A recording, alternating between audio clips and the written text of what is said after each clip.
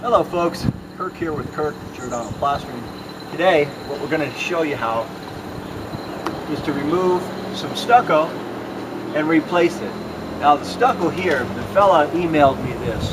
We're in San Francisco right now, pretty much right on the ocean. We got Golden Gate Park over here. I'll tell you that old saying, coldest winter I ever spent was summer in San Francisco. It's true because it's June and it is cold.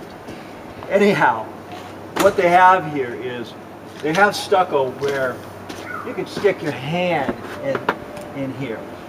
And just off of the photographs of the sides here when they sent it to me, I thought in the early 1900s and 1930, up to 1930, they used to use a redwood that had stucco keys in it, and they put this board on the house. They put a felt behind it, and then they put this redwood. I think it comes in 2x8 sheets, way before my time. And so the stucco would adhere to that by keys. You would just spread your scratch coat and your brown, and it would key into it. That stuff is great, and it lasts usually hundreds of years if it's maintained. Right here, we're in San Francisco again, close to the ocean where the salt water, a lot of the cars I'm looking at have rust on them, and the salt water just beats everything up. So what I'm going to do is I'm going to remove this section here. Now, first thing you want to do if you're going to remove a section like this is not to just pull it off, because this piece here is about 300 pounds. It's too heavy. So I'm going to score it. I'm going to come here and score it with a hammer or my Bosch right under here. Then I'm going to put some vertical scores in it about right here to right here, because once I score it underneath the soffit here, and I score it about here, that's about 60 pounds. I can manage that comfortably. We're going to just take this whole chunk off, and about every 50 pounds. And once that's done, then I'm going to go ahead and I'm going to paper it. I'm going to fuse the paper to this sill here, and then we're going to wire it, and we're going to re-stucco it. So once we get to the lath stage, I'll show you that part too.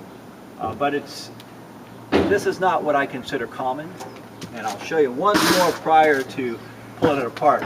We can stick our hand inside here. There's a good 4 inches that's separated. But that's sometimes what happens when you don't maintain that old redwood lath with the keys in it. You've got to paint it every 8 years if you want it to last. And done right, stuff lasts hundreds of years. So you'll see it when we get to the next stage, and it's we're getting there. Well, folks, there you have it with the lath. We're going to get out of here, start to drizzle.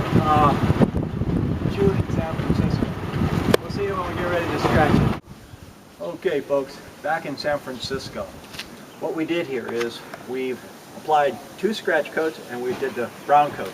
Now notice this, if the camera can catch this a little clearer. The finish they have is, this house is about 80 years old, so the finish has been painted about 10 times. So what I've done is we floated it, and the float left it a little heavier. So I took my trowel and went back over it. This way the transitions here, the transitions when it's painted will blend in as accurate as possible with this 80-year-old finish in the new stucco. I actually took it all the way to this expansion joint under here. Can you see that? We were planning on breaking it here, but we took it to the expansion joint. Actually, it's a continuous 2-inch vent to allow air in. So that's the problem. Sometimes we're kind of by the Pacific Ocean in San Francisco, and the fog out here, it really beats stuff up. So you've really got to maintain it well. Thank you, Jay, for doing the video. Thank you, folks, for watching. This is Kirk with Kirk Giordano Plastering. We'll see you on the next one. Thank you.